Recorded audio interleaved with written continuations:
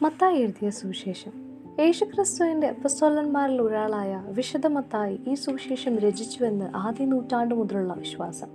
യഹൂദ മതത്തിൽ നിന്ന് യേശുവിൻ്റെ ശിഷ്യത്വം സ്വീകരിച്ച പലസ്തീനയിലെ ക്രൈസ്തവ സമൂഹത്തെ പ്രധാനമായി ഉദ്ദേശിച്ചാണ് മത്തായി ഈ സുവിശേഷം രചിച്ചത്.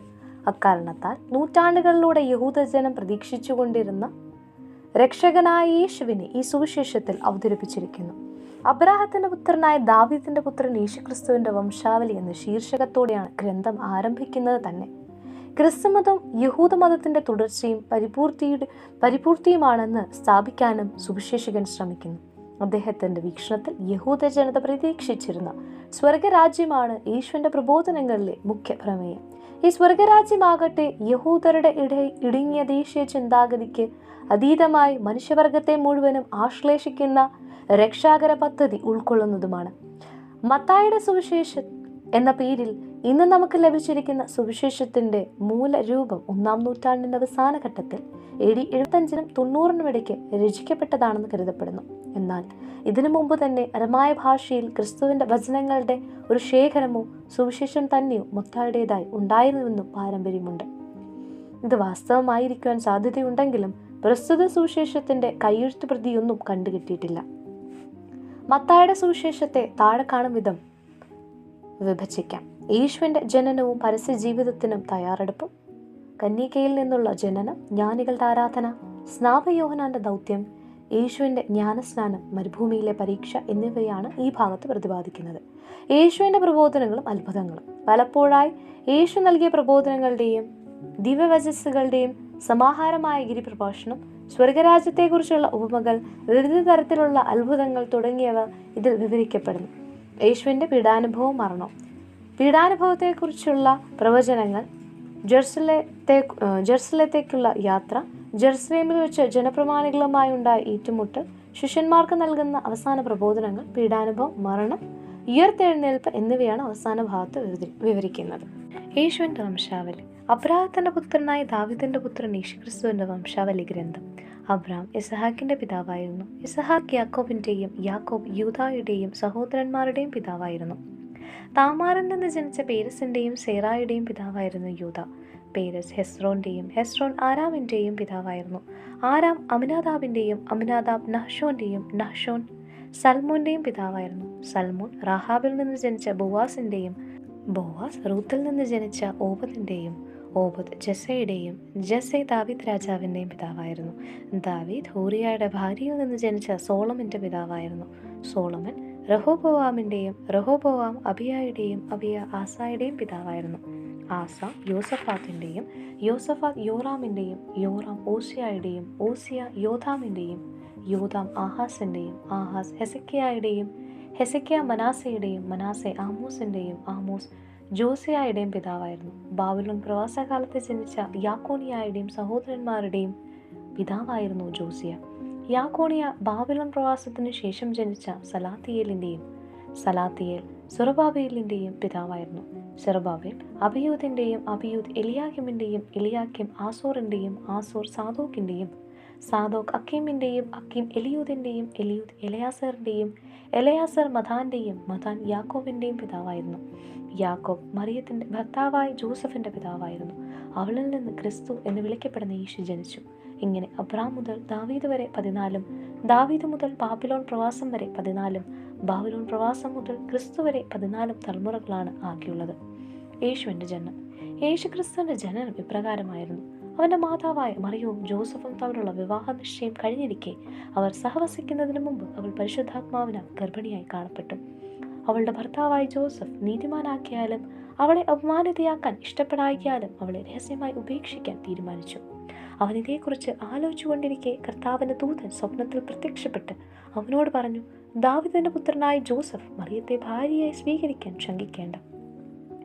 അവൾ ഗർഭം ധരിച്ചിരിക്കുന്നത് പരിശുദ്ധാത്മാവിൽ നിന്നാണ്. അവളൊരു പുത്രനെ പ്രസവിക്കും. നീ അവൻ യേശു എന്ന് പേരിടണം. എന്തെന്നാൽ അവൻ തൻ്റെ ജനത്തെ അവരുടെ പാപങ്ങളിൽ നിന്ന് മോചിപ്പിക്കും. കന്യക ഗർഭം ധരിച്ച് ഒരു പുത്രനെ പ്രസവിക്കും. ദൈവം നമ്മോടുകൂടി എന്നർത്ഥമുള്ള എമ്മാനുവേൽ എന്നവൻ വിളിക്കപ്പെടും എന്ന് കർത്താവ് പ്രവാചകൻ മുഖേന അരുളി ചെയ്തത് പൂർത്തിയാക്കാൻ വേണ്ടിയാണ് ഇതെല്ലാം സംഭവിച്ചത്. ജോസഫ് നിദ്രയിൽ നിന്നുണർന്ന് കർത്താവിൻ്റെ ദൂതൻ കൽപ്പിച്ചിരുന്നത് പോലെ പ്രവർത്തിച്ചു. അവൻ തൻ്റെ ഭാര്യയെ സ്വീകരിച്ചു. പുത്രനെ പ്രസവിക്കുന്നത് വരെ അവളെ അവൻ അറിഞ്ഞില്ല. അവൻ ശിശുവിന് യേശു എന്ന് പേരിട്ടു. ജ്ഞാനികളുടെ സന്ദർശനം. ഹെറോദസ് രാജാവിൻ്റെ കാലത്ത് യൂദയായിലെ ബെത്ലഹേമിൽ യേശു ജനിച്ചപ്പോൾ പൗരസ്ത്യദേശത്തു നിന്ന് ജ്ഞാനികൾ ജെറുസലേമിലെത്തി. അവർ അന്വേഷിച്ചു, എവിടെയാണ് യഹൂദന്മാരുടെ രാജാവായി ജനിച്ചവൻ? ഞങ്ങൾ കിഴക്ക് അവൻ്റെ നക്ഷത്രം കണ്ട് അവനെ ആരാധിക്കാൻ വന്നിരിക്കുകയാണ്. ഇത് കേട്ട് ഹെറോദേസ് രാജാവ് അസ്വസ്ഥനായി അവനോടൊപ്പം ജെറുസലേം മുഴുവനും അവൻ പ്രധാന പുരോഹിതന്മാരെയും ജനത്തിൻ്റെ ഇടയിലെ നിയമജ്ഞരെയും വിളിച്ചുകൂട്ടി ക്രിസ്തു എവിടെയാണ് ജനിക്കുന്നതെന്ന് ചോദിച്ചു. അവർ പറഞ്ഞു, യൂദയായിലെ ബെത്ലഹേമിൽ. പ്രവാചകൻ എഴുതിയിരിക്കുന്നു, യൂദയായിലെ ബെത്ലഹേമേ, നീ യൂദയായിലെ പ്രമുഖ നഗരങ്ങളിൽ ഒട്ടും താഴെയല്ല. എൻ്റെ ജനമായ ഇസ്രായേലിനെ നയിക്കാനുള്ളവൻ നിന്നിൽ നിന്നാണ് ഉത്ഭവിക്കുക. അപ്പോൾ ഹെറോദേസ് ആ ജ്ഞാനികളെ രഹസ്യമായി വിളിച്ച് നക്ഷത്രം പ്രത്യക്ഷപ്പെട്ടത് എപ്പോഴെന്ന് സൂക്ഷ്മമായ ആകാംക്ഷയോടെ അന്വേഷിച്ചറിഞ്ഞു. അവനവരെ ബെത്ലഹേമിലേക്ക് അയച്ചുകൊണ്ട് പറഞ്ഞു, പോയി ശിശുവിനെ പറ്റി സൂക്ഷ്മമായി അന്വേഷിക്കുക. അവനെ കണ്ടു കഴിയുമ്പോൾ ഞാനും ചെന്ന് ആരാധിക്കേണ്ടതിന് എന്നെയും അറിയിക്കുക. രാജാവ് പറഞ്ഞത് കേട്ടിട്ട് അവർ പുറപ്പെട്ടു. കിഴക്ക് കണ്ട നക്ഷത്രം ഞാൻ അവർക്ക് മുമ്പേ നീങ്ങിക്കൊണ്ടിരുന്നു. അത് ശിശു കിടക്കുന്ന സ്ഥലത്തിന് മുകളിൽ വന്നു നിന്നു. നക്ഷത്രം കണ്ടപ്പോൾ അവർ അത്യധികം സന്തോഷിച്ചു. അവർ ഭവനത്തെ പ്രവേശിച്ച് ശിശുവിനെ അമ്മയായ മറിയത്തോടുകൂടി കാണുകയും അവനെ കുമ്പിട്ട് ആരാധിക്കുകയും ചെയ്തു. നിക്ഷേപാത്രങ്ങൾ തുറന്ന് പൊന്നും കുന്തിരിക്കവും മീറിയും കാഴ്ചയർപ്പിച്ചു. ഹെറോദസിന്റെ അടുത്തേക്ക് മടങ്ങി പോകരുതെന്ന് സ്വപ്നത്തിൽ മുന്നറിയിപ്പ് ലഭിച്ചതനുസരിച്ച് അവർ മറ്റൊരു വഴി സ്വദേശത്തേക്ക് പോയി. ഈജിപ്തിലേക്കുള്ള പലായനം. അവർ പോയി കഴിഞ്ഞപ്പോൾ കർത്താവിൻ്റെ ദൂതൻ സ്വപ്നത്തിൽ പ്രത്യക്ഷപ്പെട്ട് ജോസഫിനോട് പറഞ്ഞ്, എഴുന്നേറ്റ് ശിശുവിനെയും അമ്മയും കൂട്ടി ഈജിപ്തിലേക്ക് പലായനം ചെയ്യുക. ഞാൻ പറയുന്നത് വരെ അവിടെ താമസിക്കുക.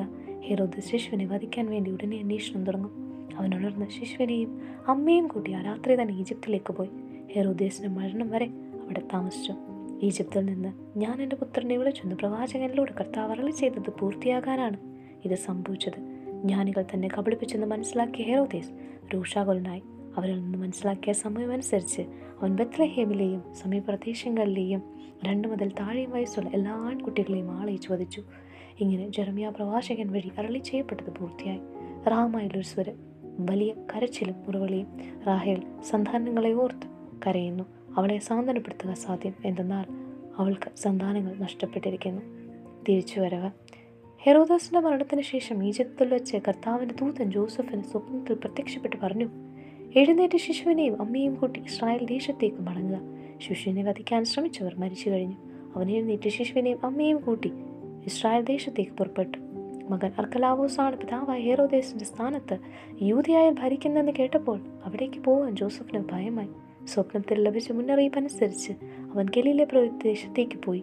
അവൻ നസ്രായൻ എന്ന് വിളിക്കപ്പെടുമെന്ന് പ്രവാചകൻ വഴി അരുളി ചെയ്യപ്പെട്ടത് നിവൃത്തിയാകുവാൻ നസ്രത്ത് എന്ന പട്ടണത്തിൽ അവൻ ചെന്ന് പാർത്തു.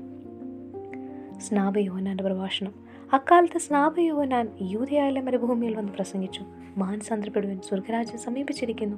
ഇവനെപ്പറ്റിയാണ് ഏഷ്യാ പ്രവാചകൻ വഴി ഇങ്ങനെ അരുളി ചെയ്യപ്പെട്ടത്. മരുഭൂമിയിൽ വിളിച്ചു പറയുന്നവന്റെ ശബ്ദം, കർത്താവിന് വഴിയൊരുക്കുവാൻ അവന്റെ പാറകൾ നേരെയാക്കുവാൻ. യോഹന്നാൻ ഒട്ടകരോമം കൊണ്ടുള്ള വസ്ത്രവും അരയിൽ തോൽവാറും ധരിച്ചിരുന്നു. വെട്ടുക്കിളിയും കാട്ടുതേനുമായിരുന്നു അവന്റെ ഭക്ഷണം. ജെറുസലേമിലും യൂദയ മുഴുവനിലും ജോർദാന്റെ പരിസര പ്രദേശങ്ങളിലും നിന്നുള്ള ജനം അവന്റെ അടുത്തെത്തി. അവർ പാപങ്ങൾ ഏറ്റുപറഞ്ഞ് ജോർദാൻ നദിയിൽ അവനിൽ നിന്ന് സ്നാനം സ്വീകരിച്ചു. അനേകം ഫരിസേയരും സദുക്കായരും സ്നാനമേൽക്കാൻ വരുന്നത് കണ്ട് യോഹന്നാൻ അവരോട് പറഞ്ഞു, അണലി സന്തതികളെ, ആസന്നമായ ക്രോധത്തിൽ നിന്ന് ഓടിയകലാൻ നിങ്ങൾക്ക് മുന്നറിയിപ്പ് നൽകിയതാരാണ്? മാനസാന്തരത്തിന് യോജിച്ച ഫലം പുറപ്പെടുവിക്കാൻ. ഞങ്ങൾക്ക് പിതാവായി അബ്രാഹമുണ്ടെന്ന് പറഞ്ഞ് അഭിമാനിക്കേണ്ട. ഈ കല്ലുകളിൽ നിന്ന് അബ്രാഹത്തിന് സന്താനങ്ങളെ പുറപ്പെടുവിക്കാൻ ദൈവത്തിന് കഴിയുമെന്ന് ഞാൻ നിങ്ങളോട് പറയുന്നു. വൃക്ഷങ്ങളുടെ വേരിന് കോടാലി വെച്ച് കഴിഞ്ഞു. നല്ല ഫലം കായ്ക്കാത്ത വൃക്ഷങ്ങളെല്ലാം വിട്ട് തീയിലെറിയപ്പെടും. മാനസാന്തരത്തിനായി ഞാൻ ജലം കൊണ്ട് നിങ്ങളെ സ്നാനപ്പെടുത്തി. എൻ്റെ പിന്നാലെ വരുന്നവൻ എന്നെക്കാൾ ശക്തൻ. അവൻ്റെ ചെരുപ്പ് വഹിക്കാൻ പോലും ഞാൻ യോഗ്യനല്ല. അവൻ പരിശുദ്ധാത്മാവിനാലും അഗ്നിയാലും നിങ്ങളെ സ്നാനപ്പെടുത്തും. വീശുമുറം അവൻ്റെ കയ്യിലുണ്ട്. അവൻ കളമെടുപ്പാക്കി കൂതമറപ്പുരയിൽ ശേഖരിക്കും. പതിരിടാത്ത തീയിൽ കത്തിച്ച് കളയുകയും ചെയ്യും. യേശുവിൻ്റെ ജ്ഞാനസ്നാനം. യേശു യോഹന്നാനിൽ നിന്ന് സ്നാനം സ്വീകരിക്കാൻ ഗലീലയിൽ നിന്ന് ജോർദാനിൽ അവൻ്റെ അടുത്തേക്ക് വന്നു. ഞാൻ നിന്നിൽ നിന്ന് സ്നാനം സ്വീകരിക്കേണ്ടിയിരിക്കെ നീ എൻ്റെ അടുത്തേക്ക് വരുന്നുവോ എന്ന് ചോദിച്ചുകൊണ്ട് യോഹന്നാൻ അവനെ തടഞ്ഞു. എന്നാൽ യേശു പറഞ്ഞു, ഇപ്പോൾ ഇത് സമ്മതിക്കുക, അങ്ങനെ സർവ്വനീതിയും പൂർത്തിയാക്കുക നമുക്ക് ഉചിതമാണ്. അവൻ സമ്മതിച്ചു. സ്നാനം കഴിഞ്ഞ ഉടനെ യേശു വെള്ളത്തിൽ നിന്ന് കയറി. അപ്പോൾ സ്വർഗം തുറക്കപ്പെട്ടു. ദൈവാത്മാവ് പ്രാവിൻ്റെ രൂപത്തിൽ തൻ്റെ മേൽ ഇറങ്ങി വരുന്നത് അവൻ കണ്ടു. ഇവൻ എൻ്റെ പ്രിയപുത്രൻ, ഇവനിൽ ഞാൻ പ്രസാദിച്ചിരിക്കുന്നു എന്നൊരു സ്വരം സ്വർഗത്തിൽ നിന്ന് കേട്ടു.